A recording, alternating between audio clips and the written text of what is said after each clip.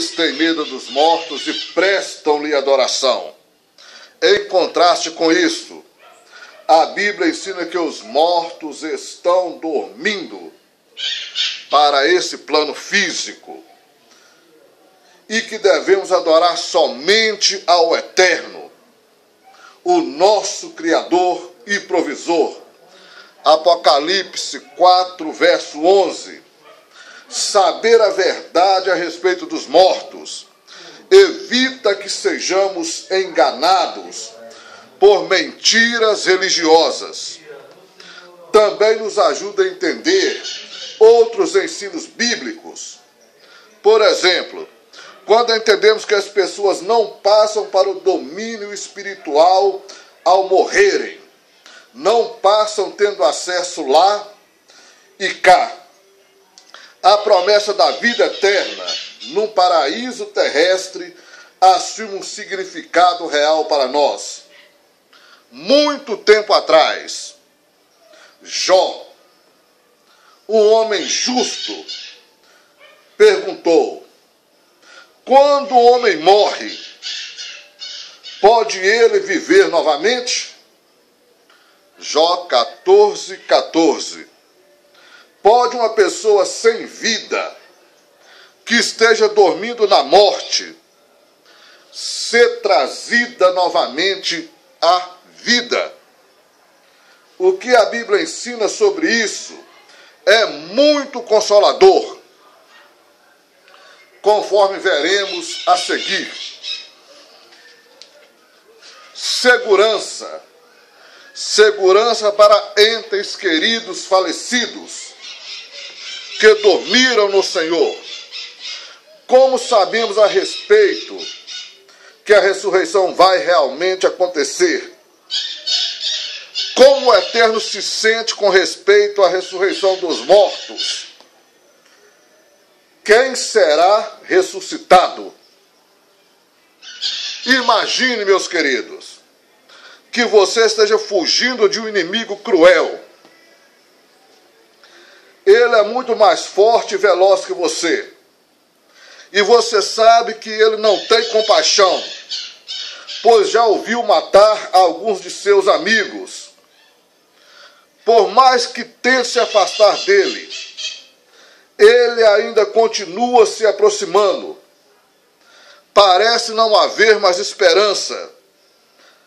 Daí, de repente, surge um libertador ao seu lado.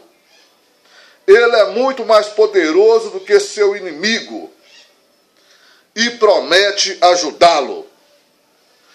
Quanto alívio isso lhe dá! Em certo sentido, você está sendo perseguido por um inimigo assim. Todos nós estamos. A Bíblia chama esse inimigo de a morte. Nenhum de nós pode fugir ou livrar-se dele.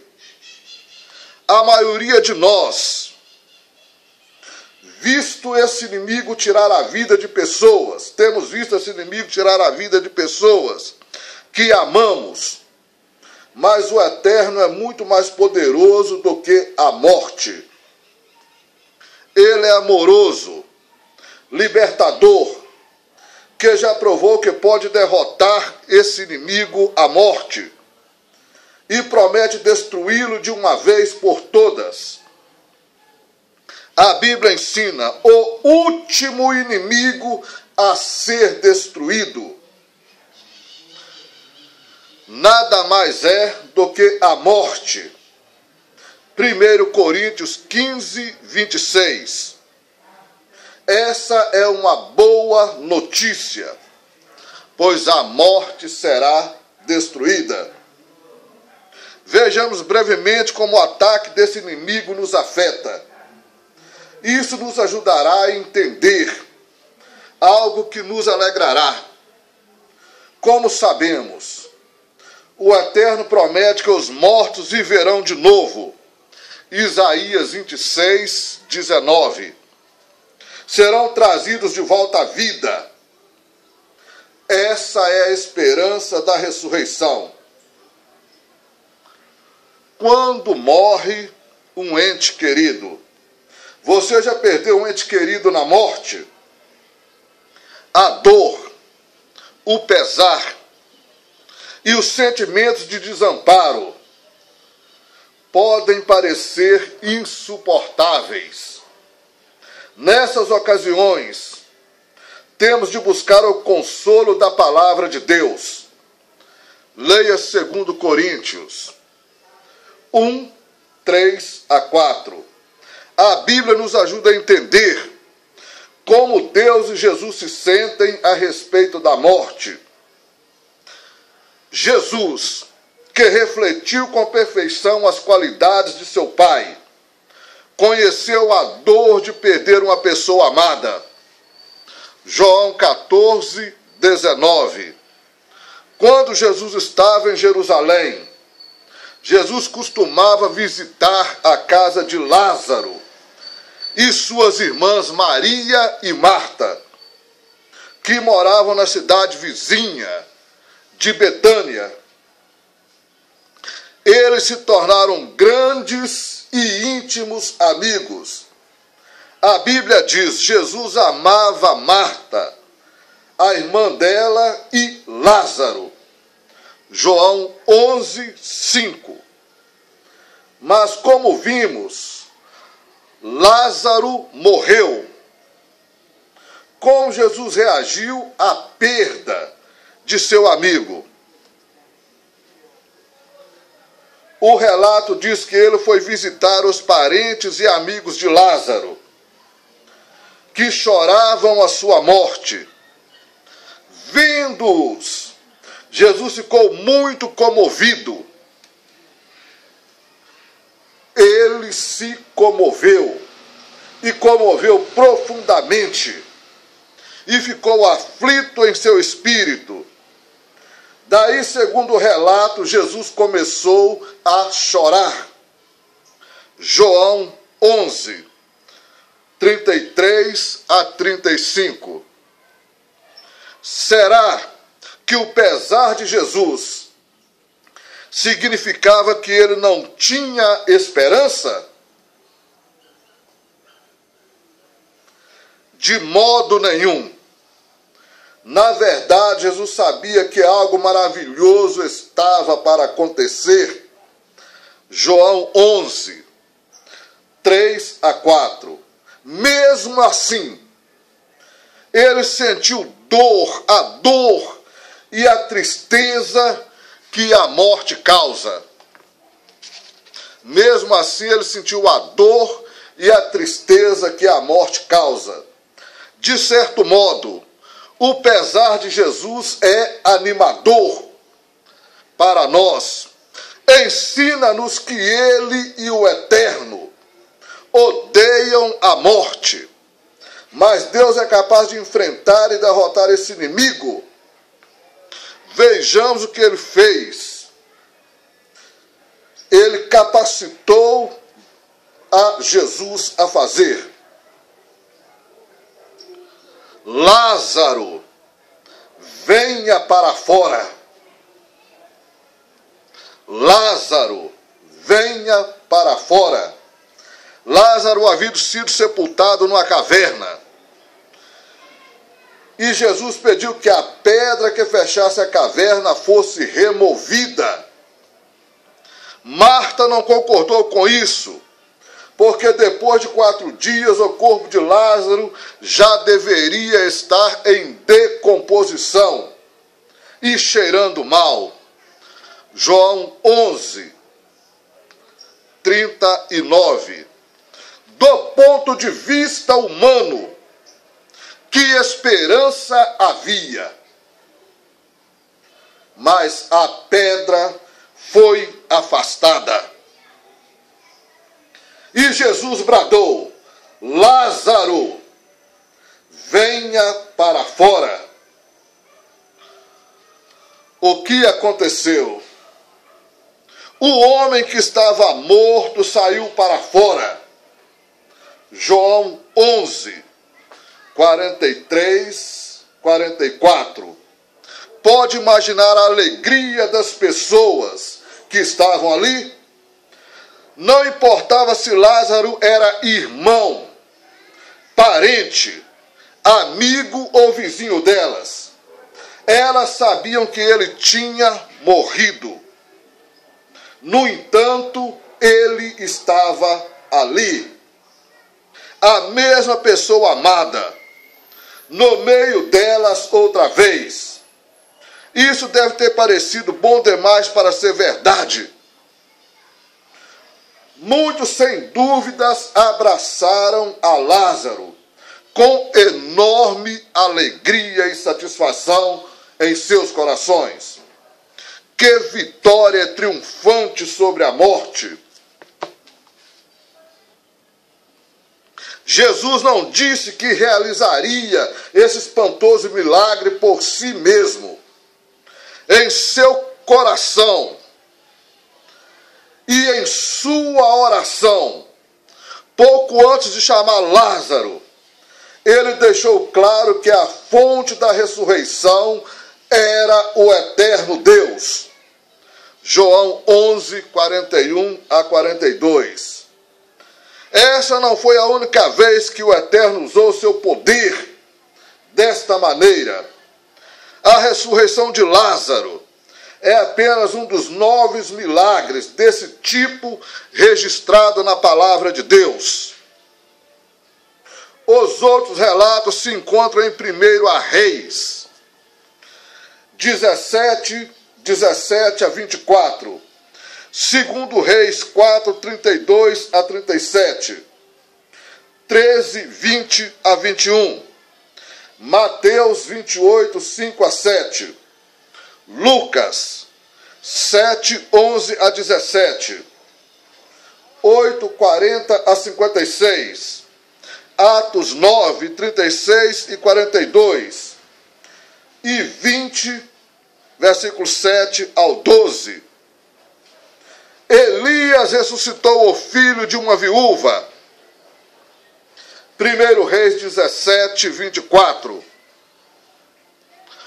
O apóstolo Pedro ressuscitou uma cristã chamada Dorcas, em Atos 9, 36 a 42. A ressurreição de Lázaro resultou em enorme alegria. João 11, 38 a 44. Mostram que Deus não é parcial, pois entre os ressuscitados houve jovens e idosos, homens e mulheres, israelitas e não israelitas. E quanta alegria esses relatos descreveram. Por exemplo, quando Jesus ressuscitou certa mocinha, seus pais não conseguiram se conter de tanta alegria. Mateus 5, verso 42. Deus dera uma causa para a alegria que jamais esqueceram. Deus lhes dera uma causa para a alegria que jamais esqueceram. Naturalmente, aqueles que foram ressuscitados por Jesus, por um fim, morreram novamente. Significa que isso foi inútil, ressuscitá-los? Claro que não. Em hipótese alguma. Esses relatos bíblicos confirmam verdades importantes e nos dão esperança. O que nos ensinam os relatos da ressurreição? A Bíblia ensina que os mortos não sabem absolutamente nada. Eclesiastes 9, 5. Eles não estão vivos e não têm existência ou consciência alguma neste mundo. O relato sobre Lázaro confirma isso. Quando ele voltou a viver, será que emocionou as pessoas com descrições sobre como é o céu? Ou como é o lado de lá? Ou será que as aterrorizou com histórias horríveis sobre o inferno de fogo? Evidente que não.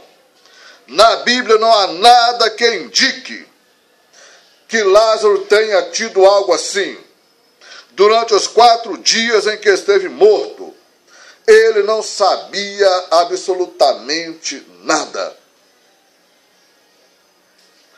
Lázaro simplesmente dormia na morte. João 11:11. O relato de Lázaro também nos ensina que a ressurreição é uma realidade, não um simples mito. Jesus ressuscitou a Lázaro à vista de uma grande multidão de testemunhas. Até mesmo os líderes religiosos que odiavam Jesus não negaram este milagre. Em vez disso, disseram: o que faremos, visto que esse homem, Jesus, realiza muitos sinais? João 11:47.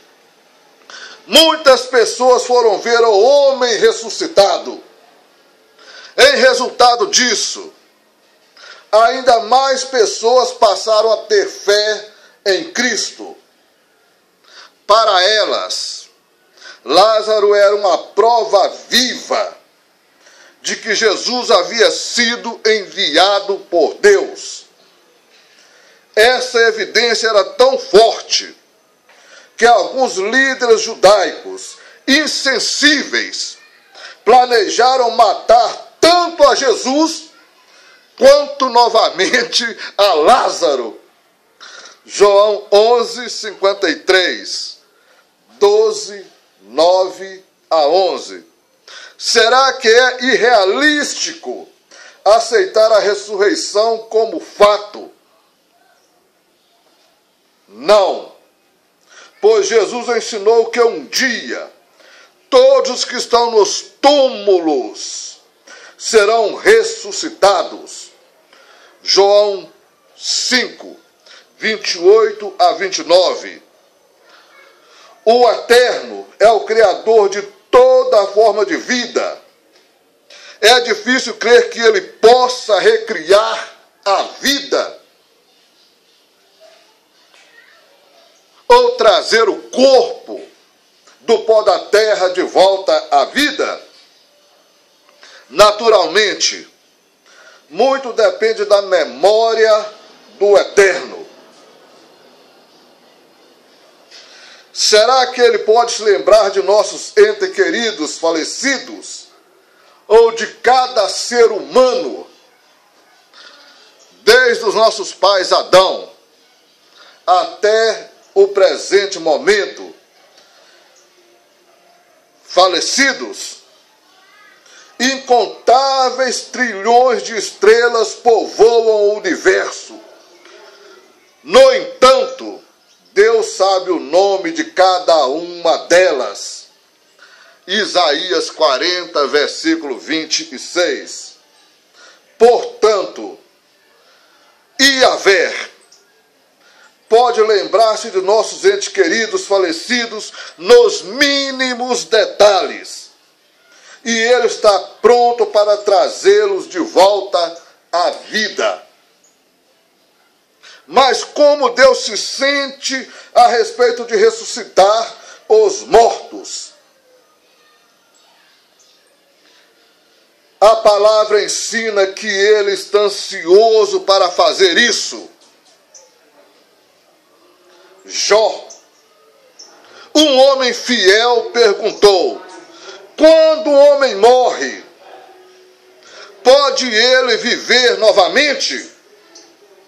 Jó se referia a esperar na sepultura até o dia em que Deus se lembrasse dele. Ele disse ao Eterno: tu chamarás, e eu te responderei. terás saudades do trabalho das tuas mãos. Jó 14, 13 a 15. Pense nisso. O Altíssimo está ansioso para trazer os mortos de volta à vida. Não é animador saber que o santo tem esse desejo? Como será essa futura ressurreição? Quem será ressuscitado? E para viver onde? Todos os que estão nos túmulos serão ressuscitados. O relato da Bíblia a respeito da ressurreição nos ensina muito sobre como será a futura ressurreição. As pessoas que foram ressuscitadas aqui na terra voltarão a viver com seus entes queridos. A futura ressurreição será semelhante, porém, muito melhor. O propósito de Deus é que a terra toda se torne um Éden, um paraíso. Portanto, os mortos não serão ressuscitados num mundo cheio de guerras, crimes e doenças. Eles terão a oportunidade de viver para sempre na terra em condição pacíficas e felizes. Quem será ressuscitado? Jesus disse que todos os que estão nos túmulos ouvirão a sua voz, a voz dele, e sairão. João 5, 28 a 29. De forma similar, Apocalipse 20, 13 diz: o mar entregou os seus mortos, e a morte e a sepultura entregaram os mortos que nela havia. Em outra versão, o mar entregou os mortos, e a morte e o inferno entregaram os mortos que neles haviam. Essa sepultura coletiva será esvaziada. Todos os bilhões que desceram ali viverão de novo. O apóstolo Paulo disse: haverá uma ressurreição, tanto de justo como de injusto. Atos 24, 15. Duas ressurreições. A ressurreição dos santos, daqueles que morreram no Messias, crendo em seu sacrifício, ressuscitarão quando o Messias vier.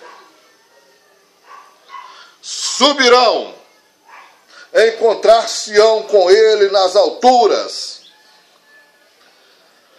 E a segunda ressurreição se dará 1000 anos depois. Se dará após o reinado milenar ou milenal de Cristo na terra. Ressuscitarão para comparecer ou comparecerem diante do grande trono branco, onde estarão pequenos e grandes, livres e escravos, ricos e pobres, diante daquele que é juiz de toda a terra. Os justos inclui pessoas mencionadas na Bíblia, que viveram antes de Jesus ter vindo à terra também. E depois, crendo nele, você talvez pense em Noé, Abraão, Sara, Moisés, Ruth, Esther e muitos outros. Hebreus capítulo 11, refere-se a alguns desses homens e mulheres de fé. Mas o justo inclui também os servos do Eterno, que morrem nos dias atuais. Graças à esperança da ressurreição, não precisamos temer a morte. Hebreus 2:15. Quer dizer que todas aquelas pessoas que não serviram nem obedeceram ao Eterno, porque não o conheceram, ou melhor, que dizer, de todas aquelas pessoas que não serviram nem obedeceram ao Eterno, porque não o conheceram. Esses bilhões de injustos não serão esquecidos. Eles também serão ressuscitados. E aqueles que nunca ouviram falar serão julgados pela sua consciência, porque através de toda a criação, das coisas criadas, temos a certeza da existência de um Criador. Pelas coisas criadas sabemos da existência do Criador. Até olharmos o céu e as estrelas à noite, os céus manifestam a glória de Deus e o firmamento anunciam as obras das suas mãos. Durante um período de 1000 anos, Jesus Cristo reinará na terra. Será um período de restauração de todas as coisas. Será um período em que os salvos reinarão com Cristo. Será um período em que essa terra voltará a seu estado natural de criação, ou como foi criada, quando foi criada. Este será o período de descanso do Deus Eterno, o 7º dia. E Jesus estará colocando a casa em ordem para entregá-la ao Eterno. A Bíblia também diz que após esse dia haverá o dia do julgamento. Significa isso que todos os humanos que já viveram serão ressuscitados. A Bíblia diz que alguns mortos estarão no Geena. Lucas 12:5. O nome Geena originalmente é de um depósito de lixo que ficava fora da cidade de Jerusalém, da antiga Jerusalém. Cadáveres e lixos eram queimados ali. E o pessoal associava esse lugar ao inferno. Os mortos cujos corpos eram lançados naquele lugar eram considerados pelos judeus indignos de sepultamento e ressurreição. Assim, Geena é símbolo apropriado de destruição eterna. Jesus terá uma participação no julgamento dos vivos e dos mortos, mas o juízo final será realizado por Jeová, pelo Eterno. Atos 10:42. Ele jamais ressuscitará aqueles que considerar maus e incorrigíveis para uma vida eterna com ele, mas para receberem a sentença de suas vidas e serem lançados no lago de fogo. Ressurreição para a vida no céu. A Bíblia menciona também outro tipo de ressurreição para a vida como criatura espiritual no céu. Ela registra apenas um exemplo desse tipo de ressurreição. a de Jesus Cristo. Depois de Jesus ter sido morto como humano, o Eterno o ressuscitou, não permitindo que esse filho fiel permanecesse na sepultura, na morte.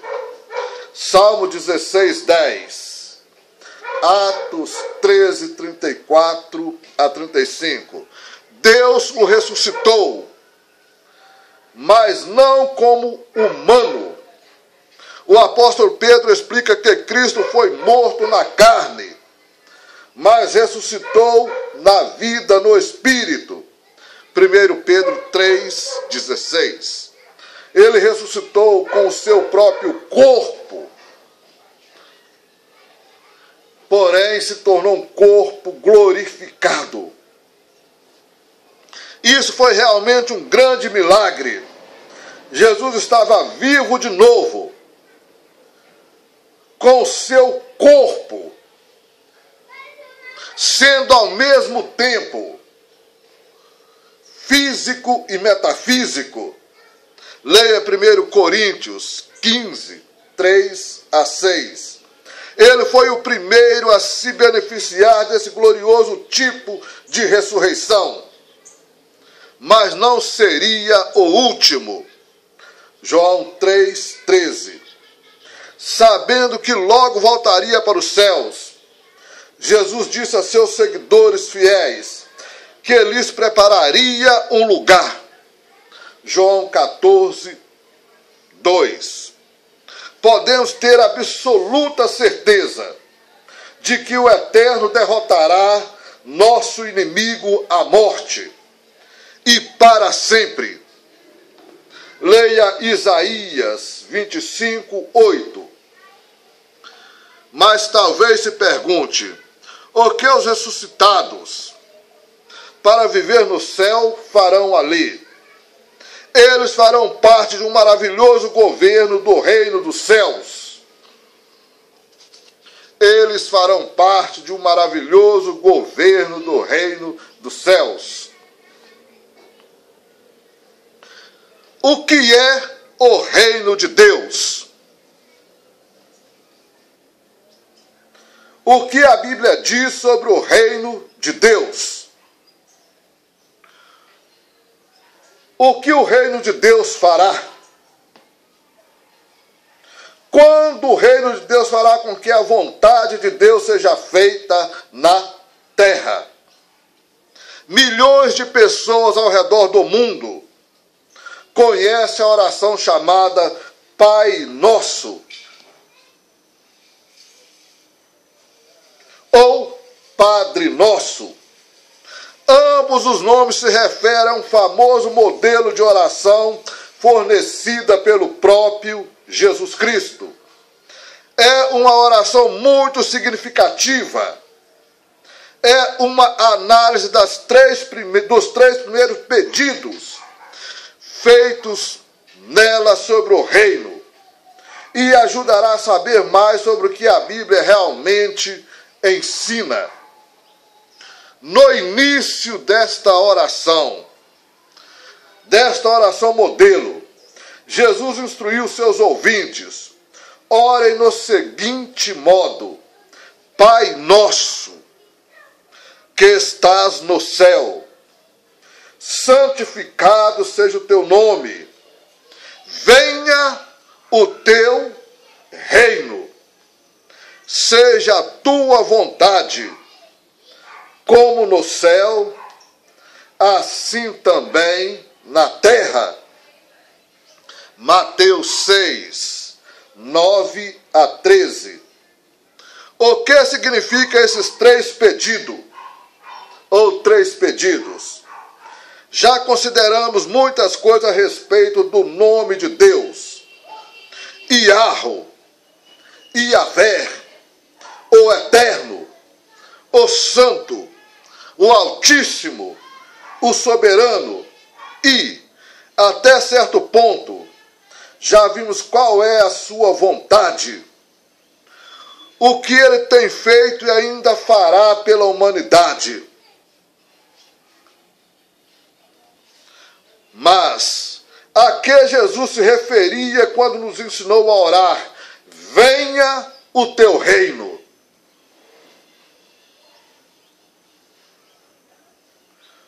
O que é o reino de Deus? De que modo a sua vinda santificará ou tornará santo o nome de Deus? E que relação tem a vinda do reino com fazer a vontade do Eterno?